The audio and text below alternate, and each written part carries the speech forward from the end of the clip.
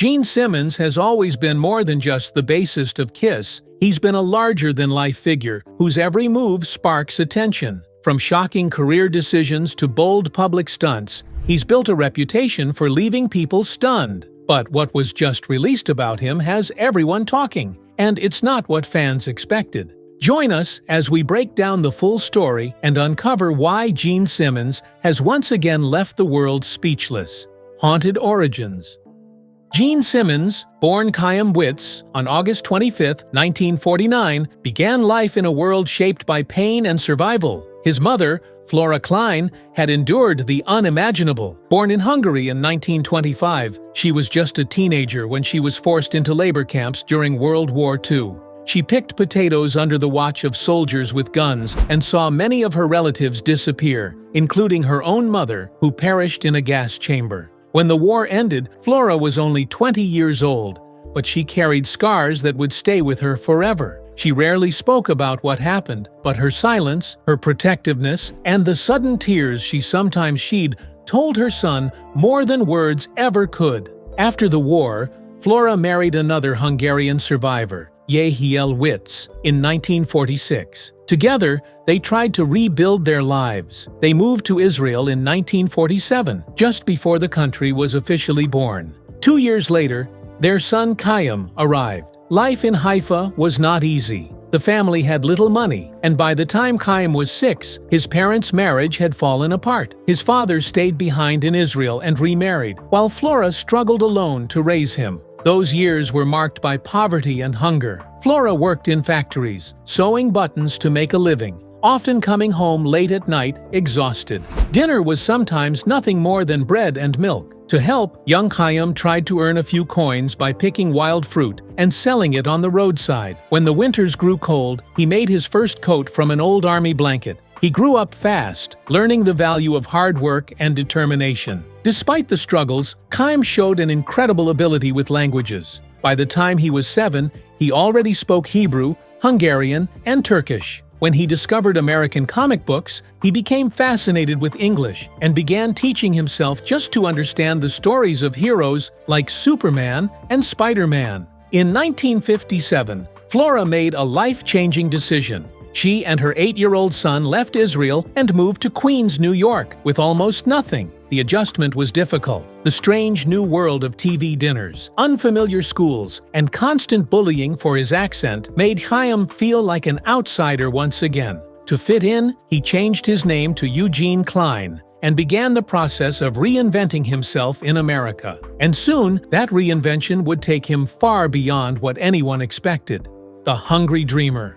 Life in New York was not simple for young Chaim, now known as Eugene. He spoke several languages, but his thick accent made him stand out in school. Other kids teased him and made him feel like he didn't belong. He was caught between two worlds. At home, he was still the boy from Israel, with a hard-working mother who barely had time to rest. And outside, he was trying to figure out what it meant to be American. That feeling of being different stayed with him, but it also pushed him to try harder. To support himself and help his mother, Eugene worked many small jobs. He sold cactuses door to door, just to make a few extra dollars. He picked fruit again, the same way he had back in Israel. He even worked in local factories when he was old enough, standing behind counters and learning how to deal with people face to face. None of these jobs paid much, but he learned how to hustle, save every cent, and push forward. Those early struggles taught him discipline that would never leave him. Even with the challenges of daily life, Eugene found something that gave him hope: American pop culture. He loved comic books, especially Superman and Spider-Man. These characters represented strength, courage, and the idea that someone ordinary could become extraordinary. He also became obsessed with television. He watched variety shows and live performances, studying the stars who captured the attention of millions. The turning point came in 1964, when the Beatles appeared on The Ed Sullivan Show. Seeing the screaming crowds and the power of music lit a fire inside him. He decided he wanted that kind of life: fame, respect, and a stage where no one could ignore him. And soon, Gene Simmons would discover the stage where his dream could finally come alive. First bands and first failures. By the late 1960s, Gene Simmons was still figuring out where he fit in. He studied education at Sullivan County Community College and even worked as a substitute teacher in Spanish Harlem after earning his associate degree. He taught sixth graders for a short time, earning just $75 a week. While he was good at teaching, his heart wasn't in the classroom. What he really wanted was music. Gene had been practicing guitar for years, and by now his dream of standing on stage felt stronger than ever. In 1968, he joined forces with Paul Stanley, another young musician with big ambitions. Together, they formed a band called Rainbow. It didn't last long, but it gave them a starting point. Soon, Rainbow evolved into a new group called Wicked Lester in 1970. The band included Steve Coronel, Brooke Ostrander, and Tony Zarella. Their sound was a mix of folk and rock, reflecting the unpredictable music scene in New York at the time. Gene and Paul poured themselves into the project, believing this was their shot at something big. By 1972, Wicked Lester had recorded a full album at Electric Lady Studios, a place built by Jimi Hendrix. Epic Records paid for the sessions, and the band thought they were about to break through. But when the album was finished, everything collapsed. Don Ellis, the A&R director at Epic, hated the record. He thought the songs were messy, the style unfocused, and completely wrong for radio. Instead of being released, the album was shelved. Gene was crushed. He had worked so hard, and now his dream seemed like it was slipping away before it even started. The rejection fueled Gene's determination. Years later, after Kiss became famous, he and Paul bought back the Wicked Lester master tapes for $138,000 just to make sure they would never be released. They didn't want their polished rock image tied to that failed experiment. And in 1973, that idea would explode into the world as Kiss. Birth of the Demon. By 1973, Gene Simmons and his bandmates were ready to try something completely different. Music alone wasn't enough anymore. They wanted to stand out in a crowded rock scene, and Gene was determined to create a character that nobody could forget.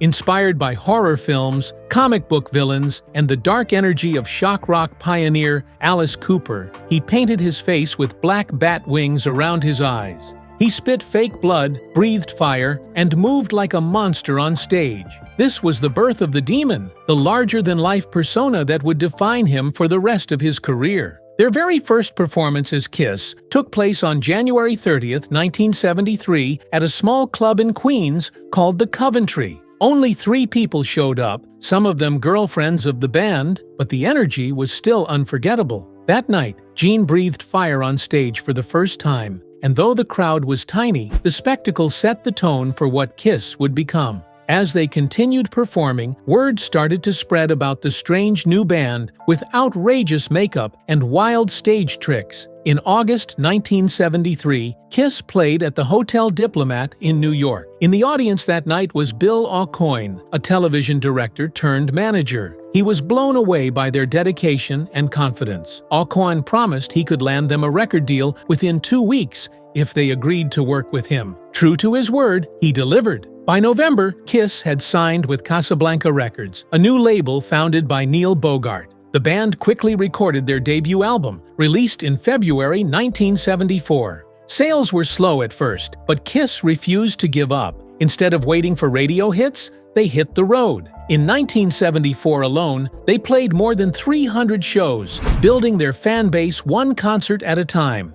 Their live performances became their biggest weapon, loud, chaotic, and impossible to ignore. Everything changed on September 10, 1975, with the release of their live album, Alive. It captured the raw energy of their shows and proved that Kiss was more than just a gimmick. The record went quadruple platinum, selling over 4 million copies, and saved both the band and Casablanca Records from collapse. And with that success, Gene Simmons and Kiss were no longer just a curiosity. They were about to become legends. Sex, Polaroids, and infamy. While Gene Simmons was building his career as the Demon on stage, his personal life became just as infamous. Unlike many other rock stars of the 1970s, Simmons often said he never touched drugs or alcohol. He avoided the typical excesses that ruined so many musicians, but he poured his energy into something else: women.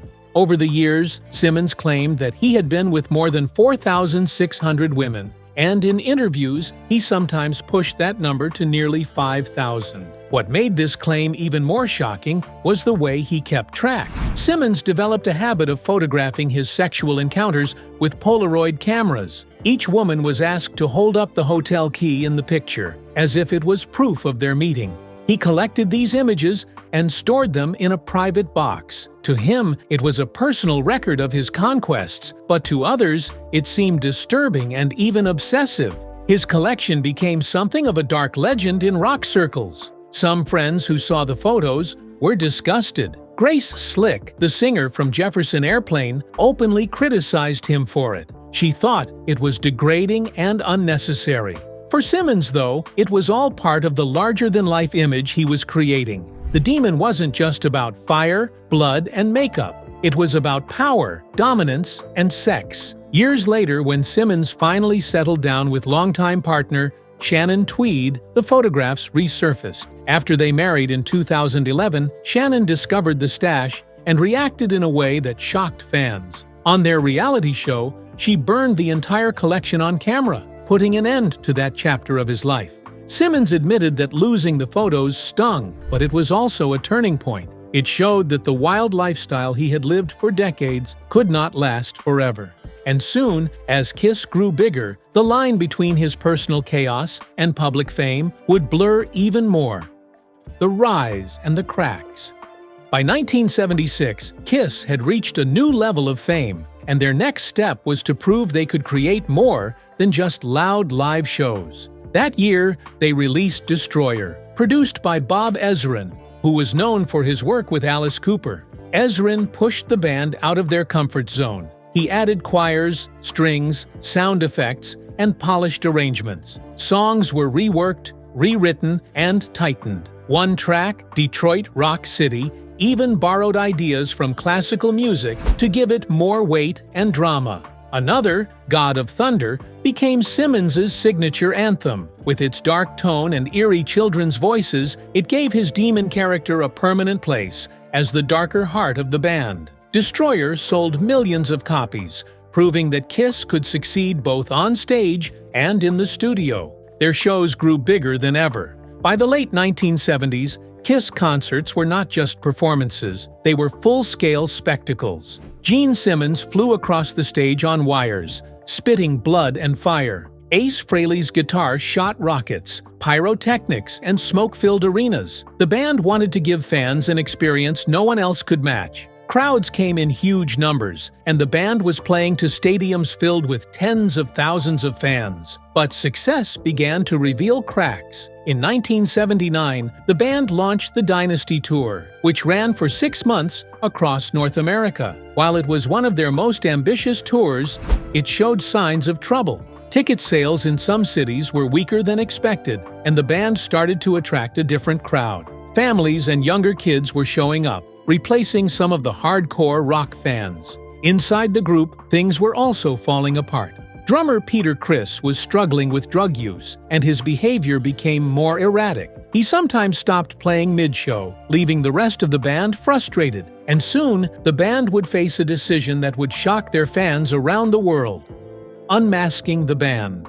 By the early 1980s, Kiss was starting to lose momentum. The makeup and theatrics that once made them stand out now seemed to weigh them down. Fans were moving on, and album sales were slipping. On September 18, 1983, the band made a bold move that shocked the rock world. During a live appearance on MTV, Kiss took off their makeup for the very first time. For 10 years, their true faces had been hidden behind black and white designs. But now the world saw Gene Simmons, Paul Stanley, and the rest of the group as themselves. It was risky, but it worked. Just as the unmasking was revealed, Kiss released a new album, Lick It Up. The heavier, rawer sound was a contrast to some of their earlier material, and the gamble paid off. The album went platinum, selling over 1 million copies, and gave the band a second life. Fans were interested again, proving that Kiss could survive without the gimmick that first made them famous.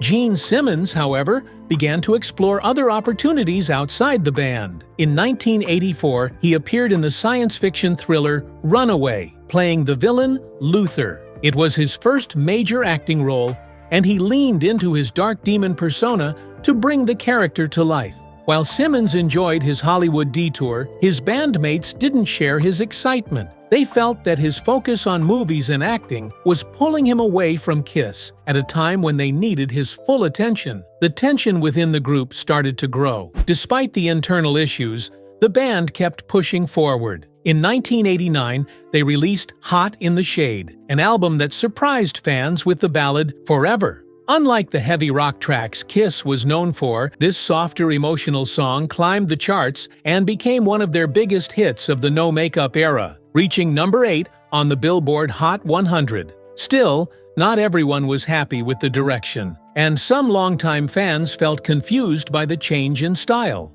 Tragedy struck in 1991 when drummer Eric Carr, who had replaced Peter Criss a decade earlier, died of cancer. His passing left the band devastated. For Gene Simmons, it was another reminder of how easily things could fall apart, but his reputation during this time wasn't spotless. Many saw him as distracted, chasing fame in Hollywood while the band's foundation grew weaker. And just as Kiss was trying to hold everything together, the 1990s would bring another twist that nobody could have predicted. Scandals, women, and betrayals.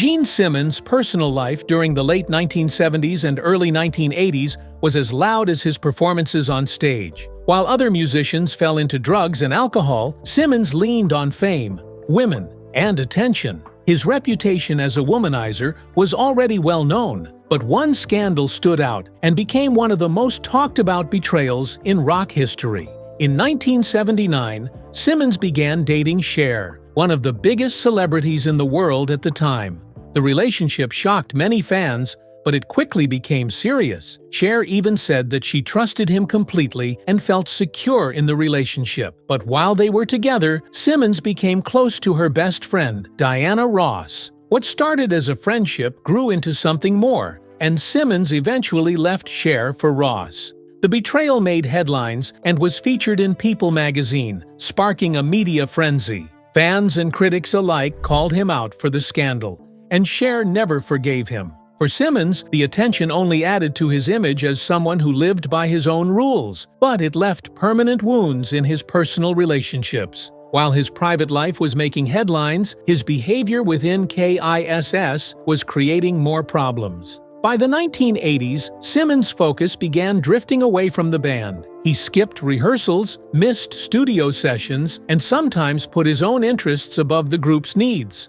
Hollywood projects, endless affairs, and his growing ego often took priority. This frustrated his bandmates, who felt abandoned at critical moments. Paul Stanley, in particular, shouldered much of the responsibility for keeping Kiss together, while Simmons seemed more concerned with his own image and pursuits. These distractions weakened the band at a time when they needed unity the most. Their sound was changing, their fan base was shifting, and the constant pressure to stay relevant was taking a toll. Simmons' absence and indulgence only added to the chaos. The band didn't collapse entirely, but it came dangerously close. For a group that had once built itself on discipline, spectacle, and relentless drive, the cracks were becoming hard to ignore. And just when it seemed like Kiss might not survive, Simmons found new ways to turn the chaos into money, building a business empire that would surprise everyone. The money machine and shameless branding.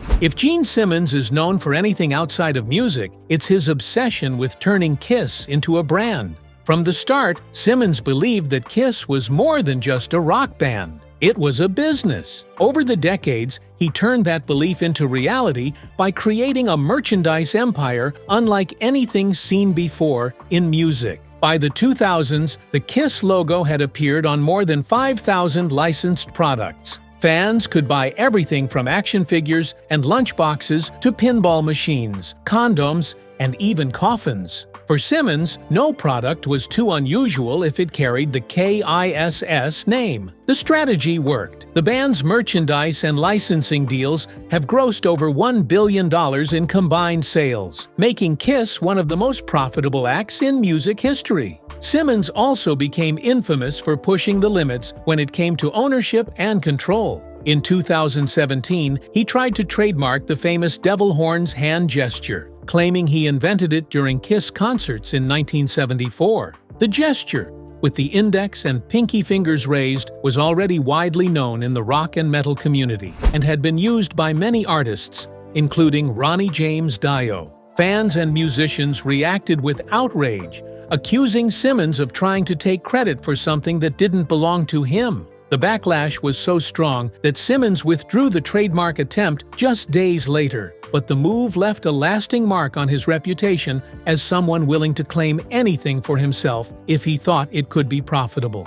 Beyond the stage and merchandise, Simmons threw himself into business ventures. In 2012, he and Paul Stanley launched Rock and Brews, a restaurant chain mixing classic rock themes with casual dining. It quickly expanded into multiple locations across the United States. Simmons also released The Vault in 2017, a massive box set of rare recordings priced at $2,000 each, which came with personal meet and greets for fans. He entered the cannabis industry in 2018 as the Chief Evangelist Officer for Invictus MD, and he even co-owned the LAKISS, an arena football team launched in 2013. While the team folded after just a few seasons, it showed how far Simmons was willing to stretch the Kiss brand into new territories. For Simmons, the music was only part of the story. The real prize was building an empire.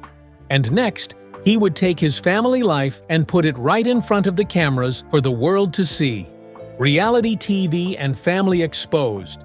In 2006, Gene Simmons took his private life into the public eye with the launch of Gene Simmons' Family Jewels on A&E. The reality series ran for 7 seasons and gave fans a closer look at the man behind the demon persona. Instead of fire-breathing performances and wild concerts, the show focused on his life at home with longtime partner Shannon Tweed and their 2 children, Nick and Sophie. For viewers, it was a surprising shift. Simmons had always presented himself as a larger-than-life rock star, but here he was in a family setting, navigating the everyday challenges of relationships, parenting, and fame. The show quickly became a success. Audiences were curious about how someone with Simmons' reputation for excess could balance family life.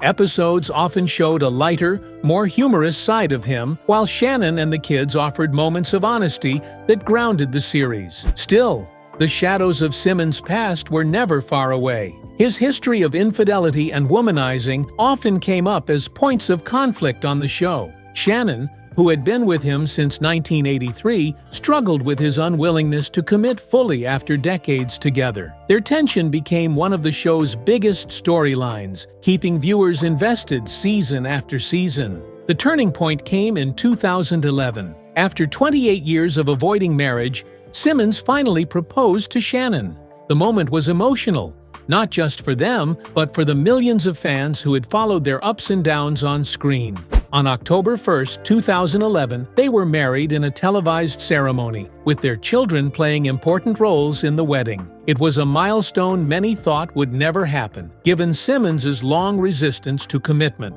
Another unforgettable moment from the series came when Shannon discovered Simmons' infamous collection of Polaroids, photographs of his past encounters with women. In a dramatic on-air scene, she burned them, putting an end to that chapter of his life. The act symbolized a new beginning for their relationship and showed that Simmons was willing to leave behind his reckless past for the sake of his family. By the time the show ended in 2012, Family Jewels had run for 167 episodes, cementing itself as one of A&E's most popular programs. It gave fans a raw look at Simmons as more than just a rock star, and soon after, Simmons would face a loss that cut far deeper than any scandal or headline ever could.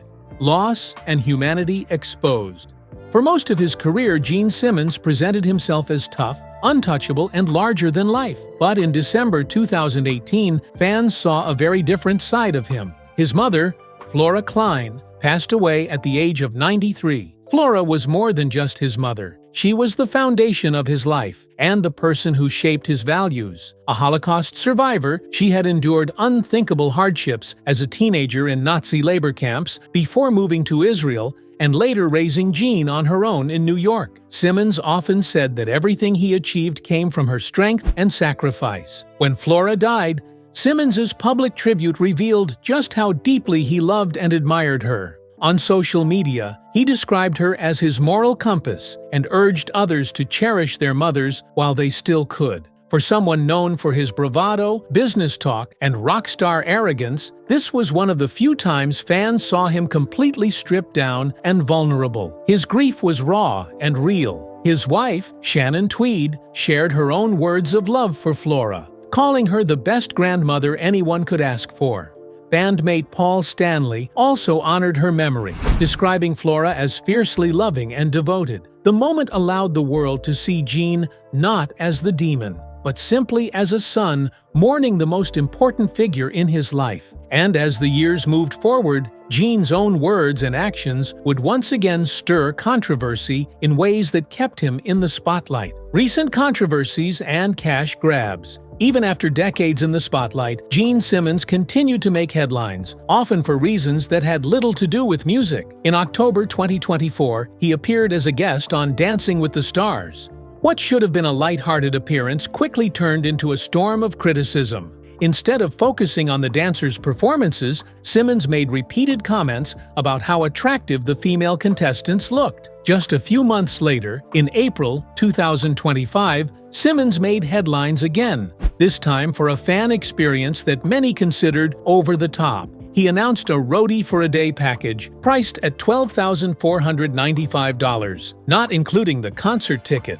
Fans who purchased it would get to shadow him for a day, help with sound check, eat backstage meals, and even be introduced on stage. Each package also included a signed bass guitar as a souvenir. The reaction was immediate and harsh. Critics called it shameless, pointing out that asking fans to pay such a huge amount during tough economic times was tone-deaf. Online debates compared it to celebrity greed at its worst. Yet, in true Simmons fashion, the controversy didn't stop the money from rolling in. Despite the outrage, the package sold out. One fan, a retired soldier, even told reporters that the experience was worth every dollar. The mixed reactions once again proved Simmons' unique place in pop culture as someone who could draw both anger and admiration at the same time. If you enjoyed this video, don't forget to like, subscribe, and hit the notification bell so you never miss more stories like this.